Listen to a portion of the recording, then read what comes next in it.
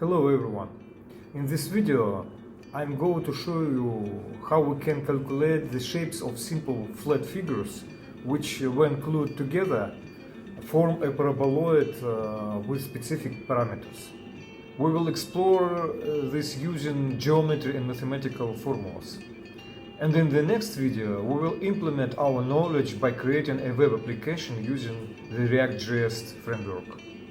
So, what problem are we trying to solve? We want to create a parabolic solar concentrator using simple flat shapes. Our goal is to approximate the shape of paraboloid as closely as possible. Obviously, the smaller the flat elements, the more accurate the shape. Let's define our restrictions and limits, a common and useful practice in engineering and design. We will take the focal length and the maximum aperture radius, the maximum radius of the parabola's opening, as input parameters in our calculations. Let the user define them as they wish. But what about the number of elements? Too many shapes mean a lot of work. In real life, our restriction is practical. We want to cook with this device, so it depends on the size of the cookware.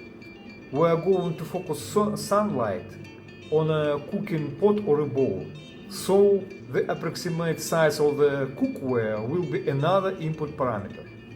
We will use it to calculate the number of flat elements needed. There are many methods for dividing smooth curved surfaces into flat elements. The simplest shape to use is a triangle. Triangulations and tessellations are well-known techniques, but they can be quite complex and involve many iterations. We are going to use a very simple method. We will divide the paraboloid into several horizontal layers along the y-axis and then divide it into sectors around the y-axis. This gives us a number of trapezoids. When we glue these trapezoids together, we get our paraboloid. Take a look at this image of a parabola. The number of layers depends on the size of the cookware. We want the reflected sunlight spot to be roughly the size of the cookware, and all reflected spots should be equal in size. To make the reflected rays converge at the focus, the plane of each flat element should be oriented tangentially to the parabola. Let's place the first element tangent to the curve at the point 0, 0. The width of the reflected light beam here equals the width of the sunlight beam, which equals the size of the cookware. Let's call this W. So we know that the x-coordinate of the edge of the first flat element is W divided 2. The next question is, how do we divide the parabola into layers so that each reflected beam has equal width?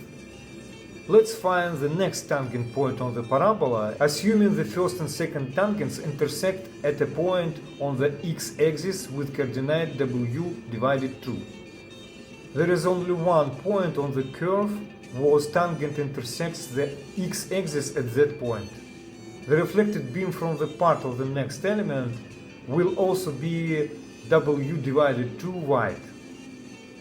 If we choose the next point on the last tangent with an x-coordinate of W plus W divided 2, the total width of reflected light becomes W again. And again, if we find the next tangent to the parabola at this last point, it will be at the point with an x-coordinate of 2W.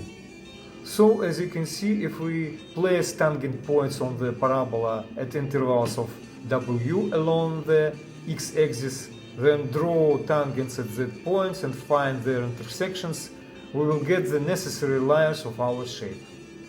The number of layers can be calculated as the maximum radius of the paraboloid divided by W. The height of trapezoids in each layer can be calculated using the angle between the tangent at that point and the x-axis and the step size W. Now let's calculate the basis of each trapezoid. Look at the top view of our paraboloid. We divide it into a number of sectors. First, we estimate how many sectors are needed by dividing the full circle's circumference by W, the size of the cookware, and them around the result. Then we divide the circle into that number of sectors and work with just one of them. We calculate the small and large bases of the trapezoid using the angle between two radii of sector and the radius at the middle point between the layers.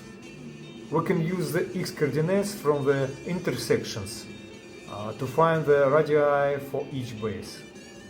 So we have two main formulas. First, to calculate the height of each trapezoid in each layer. Second, to calculate the basis of each trapezoid at each level.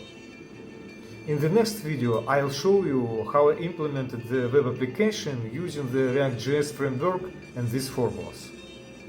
And finally, we will have a tool that helps us calculate the size of flat trapezoids that we can cut out and glue together to make a solar concentrator, to cook food or make coffee.